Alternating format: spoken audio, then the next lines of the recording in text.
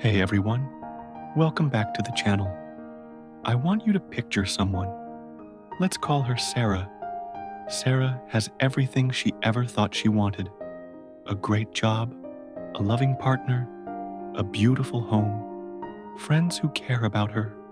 From the outside, her life looks perfect, like a curated Instagram feed come to life.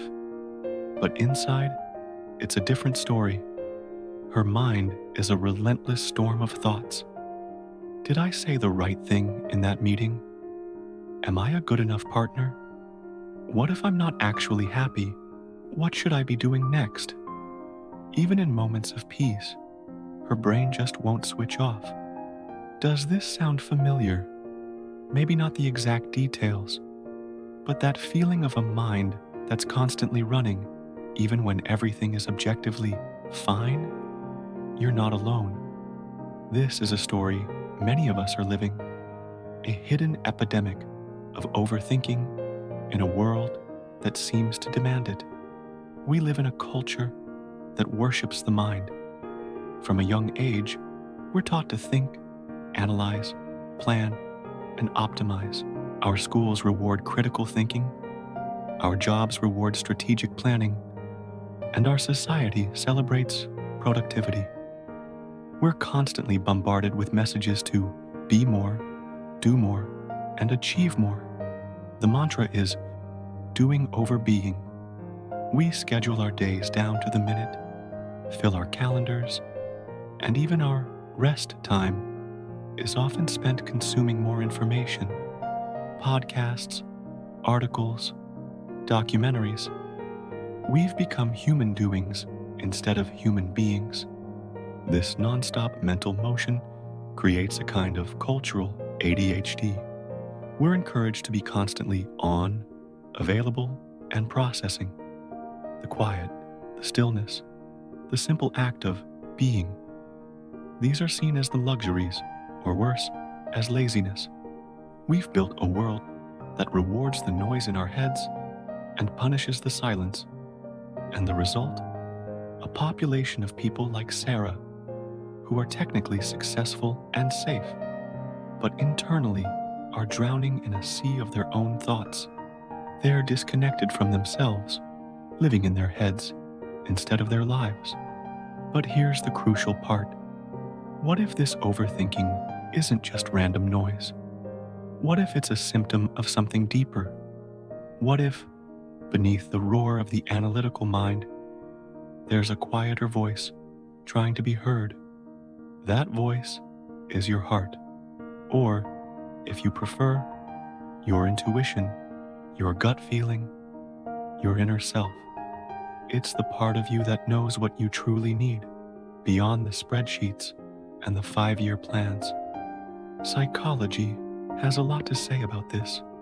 Cognitive behavioral therapy, for example, helps us identify and challenge these looping, often negative, thought patterns. We learn to see our thoughts as just thoughts, not as absolute truths. But it goes deeper.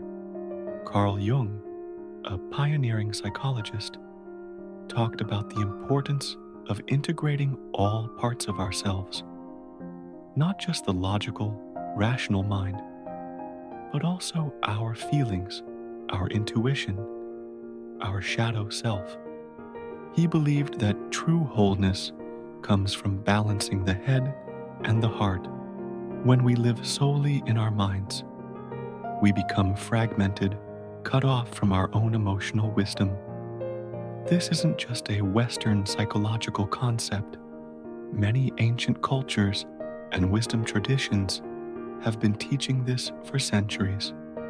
Think of Taoism, which speaks of Wei Wu Wei, or effortless action, flowing with the natural course of things rather than forcing them with a busy mind, or Buddhist practices like mindfulness, which are specifically designed to help us observe our thoughts without getting swept away by them, creating a space for inner quiet.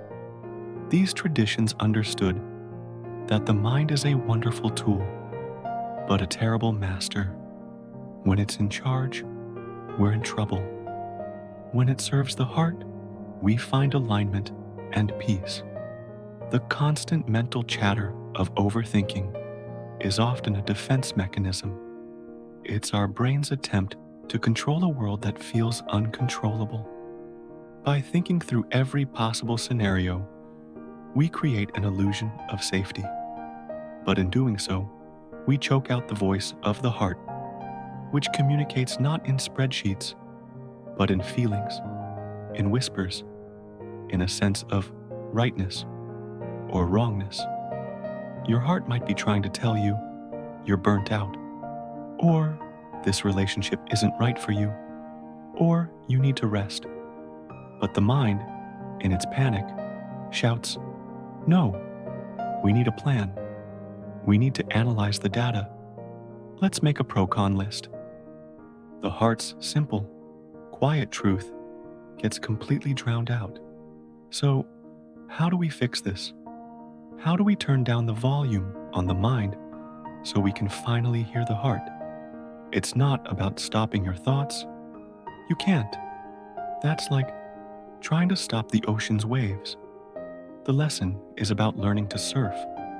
It's about creating space. The first step is simply to notice.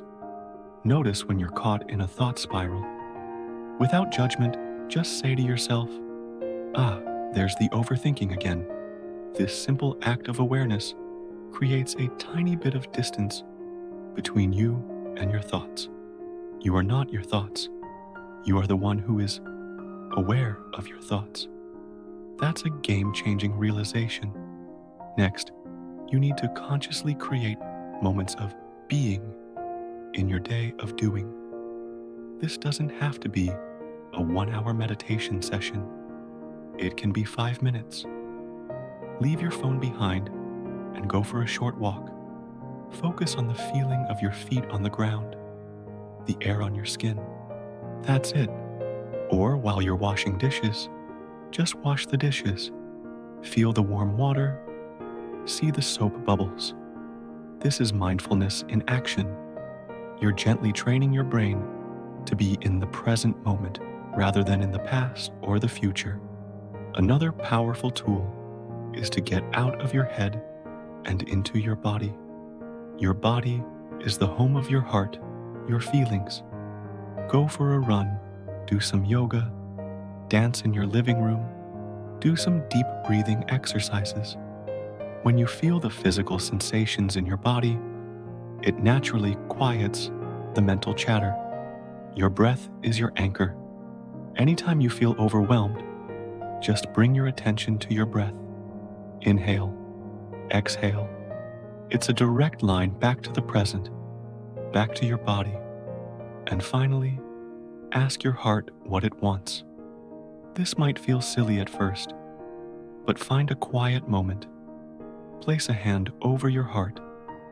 Take a few deep breaths and ask, "What do I need right now?" And then listen. Don't analyze, just listen. The answer might not be a clear sentence. It might be a feeling, a sense of peace, a pang of sadness, an urge to go outside.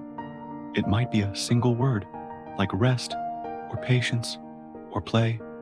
Trust that first quiet impulse. It's your heart speaking. This is a practice. It's not a one-time fix.